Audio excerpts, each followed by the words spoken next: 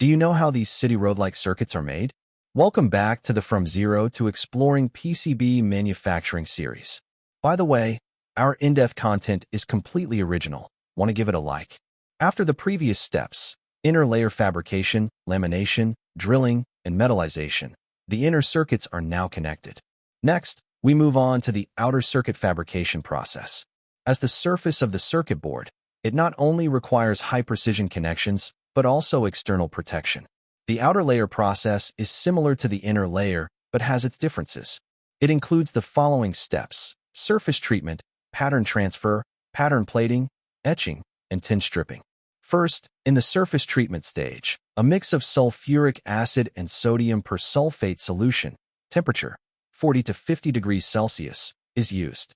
A chemical reaction takes place, which activates the copper surface and removes a 0.5 to 1 micrometer oxide layer, forming a microscopically rough surface, roughness Ra, 0.8 to 1.2 micrometers.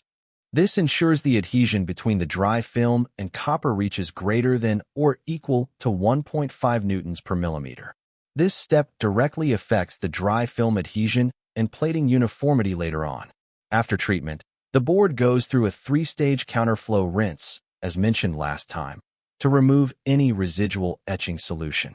After cleaning, the board enters an automatic laminator to apply dry film.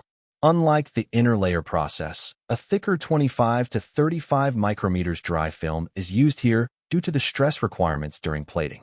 Then, it goes into an LDI exposure machine. A Gerber file is loaded, and a 405 nanometers wavelength laser, power 50 to 100 milliwatts, exposes the dry film point by point according to the circuit pattern with a pixel resolution of 25 micrometers, plus or minus 5 micrometers positioning accuracy. You can see, after exposure, the non-circuit areas remain covered by dry film, while the circuit parts are exposed, revealing the copper. Pattern plating. To protect the circuits from unwanted etching and to improve conductivity, the boards go through pattern plating on a rack. As mentioned before, plating only happens on exposed metal surfaces, so here it only builds up copper on the circuit areas.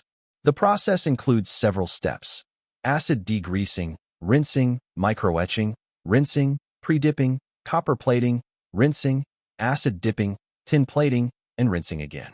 In the end, at least 20 micrometers of copper is plated. For the plating principle, see the previous step on whole metallization. Now, what about the leftover dry film? Alkaline etching. After plating, the copper lines are fully protected, so the board goes into the etching stage. This process removes the dry film from the non-circuit areas, along with the copper beneath it. The board passes through a dual spray system, top and bottom, with the pressure set between 0.8 and 1.2 megapascals. The nozzle diameter is 0.5 millimeters, and the spray angle is 45 degrees to ensure even impact. For outer layer etching, an alkaline solution made of copper chloride and hydrogen peroxide is used, with a pH range of 8.5 to 9.5. It is designed for electrolytic copper foil with a thickness between 35 and 105 micrometers. The conductivity of the solution is carefully monitored and must stay above 15% to make sure the circuit width meets standards. Tin stripping. Once etching is done, the tin that protected the lines is stripped away. Tin stripping can leave a white residue, like SnOH2, on the copper surface, which is removed by spraying with 10% sulfuric acid at 40 to 50 degrees Celsius for 3 to 5 minutes, followed by triple rinsing. The result: a board with its outer layer circuits complete. Next time, we'll talk about solder mask and surface finishing. Stay tuned for more deep dives into PCB manufacturing. Don't forget to like and follow. See you in the next update.